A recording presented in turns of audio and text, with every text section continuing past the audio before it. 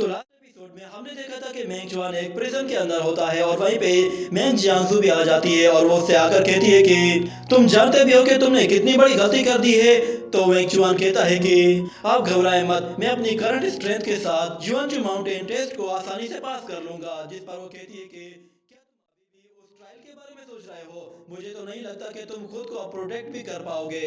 मैंने 3 महीने में तुम्हें बस यही सिखाया था, तुमने ये सीखा है मुझसे। जिसके बाद ये सीन यहीं पे ही कट हो जाता है। जिसके बाद अगले सीन में हम लोग युआनसी को देखते हैं जो कि युयांग पैलेस को छोड़कर बॉर्डर की तरफ जा रहा होता है और जाते हुए वो पीछे पलट कर देखता है तो उसका वो फॉक्स उसे देख रहा होता है। जिस पर वो कहता है कि प्लम फ्लावर तुम्हें यहीं रहना होगा, तुम युयांग पैलेस में ही सेफ रहोगे। बाहर बहुत ज्यादा खतरा है, इसलिए मैं नहीं चाहता कि तुम मेरी वजह से किसी मुसीबत में पड़ो। ये सुनकर प्लम फ्लावर भी काफी उदास हो जाता है। ये देखकर युआनसी भी उदास होकर वहां से चला जाता है और हम देखते हैं कि जैसे ही वो सिटी गेट को क्रॉस करता है तो बाहर वो एक जंगल में आ पहुंचता है। जिसके बाद पीछे से यूशो भागता हुआ आता है और उसे आवाज देकर रोकता है। जिस पर युआनसी उससे कहता है कि यूशो तुम यहाँ क्या कर रहे हो? तो यूशो कहता है कि सीनियर ब्रदर क्या आप सच में हमें छोड़कर जा रहे हैं? तो वो कहता है कि मेरे यहाँ रुकने और ना रुकने से किसी को कोई फर्क नहीं पड़ता। मगर यूशो कहता है कि नहीं ब्रदर, आपको ऐसा नहीं कहना चाहिए, बल्कि मास्टर तो आपकी बहुत ज्यादा केयर करते हैं, आपने उन्हें समझने में गलती कर दी है, वो सब कुछ आपके फायदे के लिए ही कर रहे हैं। मगर युआनसी कहता है कि मैं अब इस पर कोई बात नहीं करना चाहता। ये कहकर वो जैसे ही दोबारा जाने लगता है तो यूशो से कहता है कि ब्रदर क्यों ना हम लोग आपके हाथ और पैर के बारे में बात करें, क्या आपको अपना हाथ और पैर वापस नहीं चाहिए? ये सुनकर युआनसी को झटका सा लगता है और फिर यूशो कहता है कि ब्रदर उन्होंने कहा है कि वो आपका हाथ और पैर ठीक कर देंगे।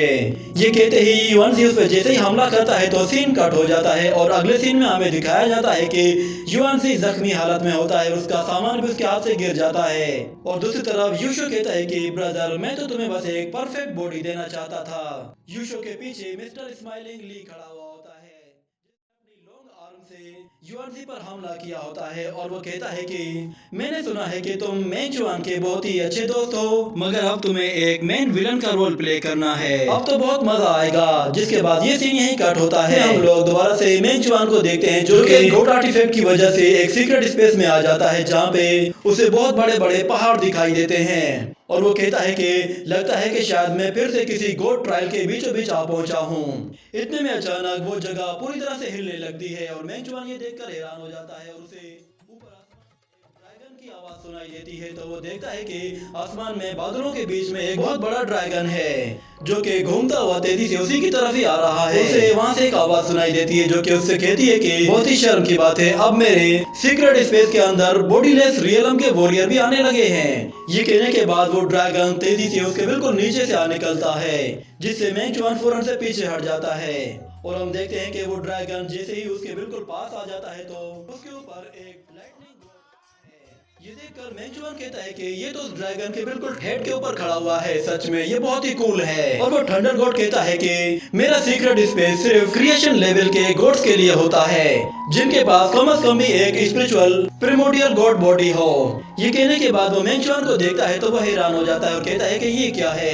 वो अपनी लाइटनिंग एनर्जी जैसे ही उसकी बॉडी में ट्रांसफर करता है तो हम देखते हैं कि मेंग जुआन हवा में ऊपर आ जाता है। उसकी पीठ से बहुत बड़े बटरफ्लाई ये देखकर वो गॉड भी हैरान हो जाता है और कहता है कि इस लड़के ने इतनी जल्दी प्रिमोडियल बॉडी को कैसे अचीव कर लिया। ये बॉडी कोई आम बॉडी नहीं है, ये प्रिमोडियल बॉडी तो एक सुप्रीम गॉड की है। सच में ये लड़का तो इतनी कम एज में बहुत आगे चला गया है। और फिर मेंग जुआन के विंग्स वापस चले जाते हैं और मेंग जुआन उससे कहता है कि सीनियर अभी आप जिस प्रिमोडियल स्पिरिट बॉडी के बारे में कह रहे थे क्या आप मुझे उसके बारे में कुछ बता सकते हैं? तो वो थंडर गॉड कहता है कि सुनो लड़के, तुम्हारे पास एक प्रिमोडियल बॉडी है इसीलिए मैं तुम्हें एक चांस दे रहा हूँ, चलो मुझे अपनी काबिलियत दिखाओ।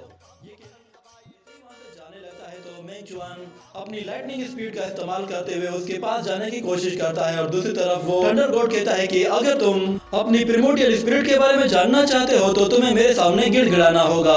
मगर मेंग जुआन उसके बिल्कुल सामने आ जाता है और कहता है कि इस अटैक के बारे में तुम्हारा क्या कहना है।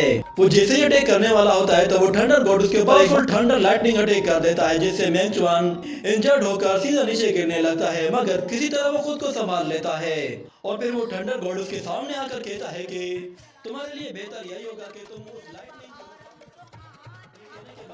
चुआन अपनी लाइटनिंग स्वॉर्ड क्रिएट करता है और फौरन से अपने थंडरबोल्ट के फॉर्म में आ जाता है और हमें बताया जाता है कि उस पर जो लाइटनिंग गिर रही है वो हाईएस्ट लेवल की हेवेनली थंडर लाइटनिंग है।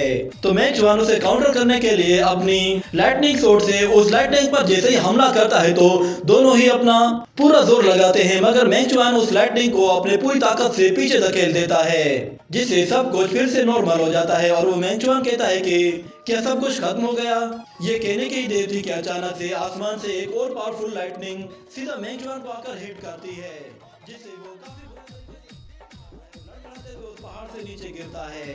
और दूसरी तरफ वो थंडरबोल्ट कहता है कि अब खेल खत्म हुआ, असल में तुमने अब इस तरह की 8 और थंडर लाइटनिंग्स को भी काउंटर करना था। मैंग चुआन जैसे ही नीचे गिरता है तो वो सीक्रेट स्पेस से बाहर आ जाता है, जहां हम देखते हैं कि वो अभी भी उसी गली में पड़ा हुआ होता है जहां पे उसने एक डीमन को मारा था। और वो कहता है कि ये अटैक्स तो बहुत ज्यादा फिलहाल मैं इसके बारे में भूल जाता हूँ और डीमन क्लान का सामना करता हूँ। ये कहने के बाद वो जैसे उठता है तो वो सामने पड़ी हुई लाश को देखता है, जिसके बाद उसे याद आता है कि उस गंजे ने बताया था कि वो डीमन असल में इस सिटी के एक अबेंडन डेजर्ट के इलाके में है। ये सुनने के बाद मैंग चुआन फौरन से अपनी सीक्रेट टेक्निक का इस्तेमाल करके उनकी तरफ चला जाता है। और फिर दूसरी तरफ हमें एक डीमन को दिखाया जाता है जो कि एक प्लेट में कुछ पिल्स लेकर अपने डीमन लॉर्ड की तरफ जा रहा होता है, मगर वो बहुत ज्यादा डरा हुआ होता है क्योंकि उसके पास डीमन पिल्स बहुत ही थोड़ी थी। और वो डीमन उससे कहता है कि मेरी डान पिल्स कहाँ है। ये सुनकर वो डीमन चुप रहता है, मगर फिर वो डीमन लॉर्ड उससे दोबारा कहता है कि सुना नहीं, मेरी डान पिल्स कहाँ है।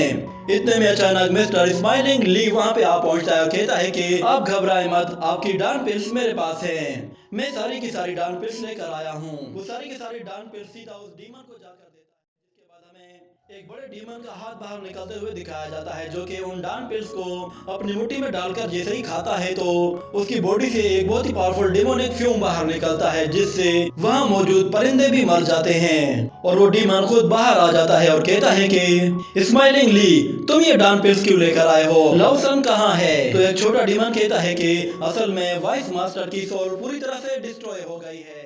ये सुनकर डीमन को भी काफी हैरानी होती है और वो कहता है कि क्या उसकी सोल डिस्ट्रॉय हो गई। और वो स्माइलिंग ली से कहता है कि क्या अब तुम हमें एक कंप्लीट डीमन बनाने में लीड करोगे और हमें वहाँ उस मोंटेमार तक लेकर जाओगे। मगर मुझे एक बात बताओ, लाओसन तो अब मर चुका है, तो फिर तुम ये सब कुछ अब किस तरह पाओगे, क्या तुम उसकी डेथ को मेरे सामने एक्सप्लेन कर सकते हो। तो स्माइलिंग ली कहता है कि लाओसन अब मर चुका है और मुझे लगता है कि शायद अब आप उसके साथ मरने वाले हैं।